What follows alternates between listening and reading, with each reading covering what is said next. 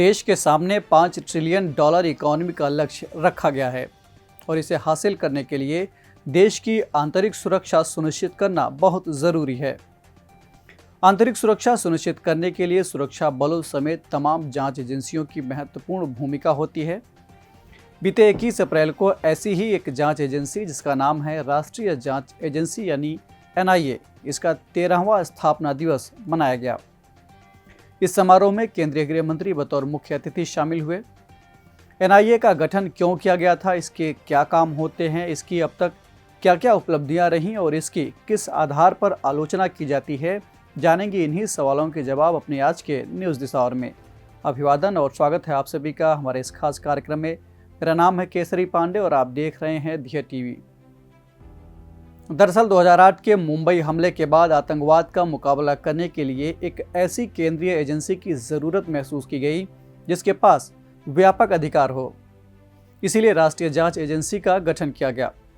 इस तरह ये एक संघीय जांच एजेंसी है जिसकी स्थापना भारत सरकार द्वारा भारत में आतंकवाद से निपटने के लिए 31 दिसंबर 2008 को NIA एक्ट 2008 के तहत किया गया था।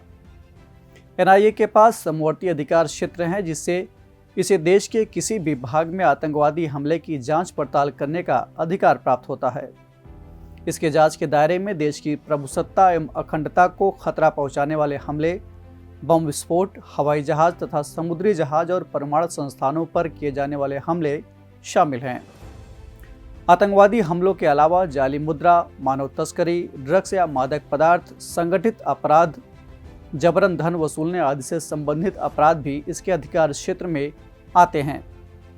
गौरतलब है कि पिछले साल ही NIA संशोधन अधिनियम 2019 के जरिए NIA के क्षेत्राधिकार में वृद्धि करते हुए इसे जाली मुद्रा से जुड़े अपराधों की जांच पड़ताल करने और अभियोग चलाने का अधिकार दे दिया गया। NIA को बने 13 साल हो गए हैं। इस दौरान 400 से अधिक मामले दर्ज किए गए हैं। 349 से ज़्यादा मामलों में चालान दाखिल कर दिया गया है। लगभग 2494 अपराधियों को पकड़ा गया है।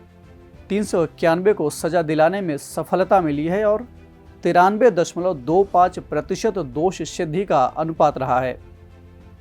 90% से ज़्यादा अपराधों का साबित होना ये बताता है कि एजेंसी अपने अभियानों में काफ़ी हद तक सफल रही। ध्यान दीजिएगा कि इस एजेंसी को अपने अधिकार क्षेत्र से जुड़े मामले के बारे में किसी राज्य विशेष में जांच करने के लिए वहां के राज्य सरकार के स्पेशल परमिशन की ज़रूरत नहीं पड़ती। इसके लिए केंद्रीय गृह मंत्रालय का लिखित आदेश ही पर्याप्त है।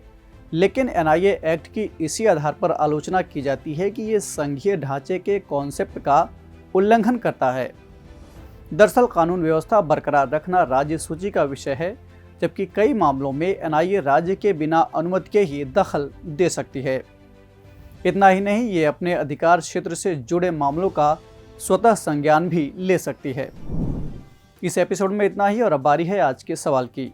आपको कमेंट करके बताना है कि केंद्रीय अन्वेषण ब्यूरो किस कानून के तहत निर्देशित किया जाता है।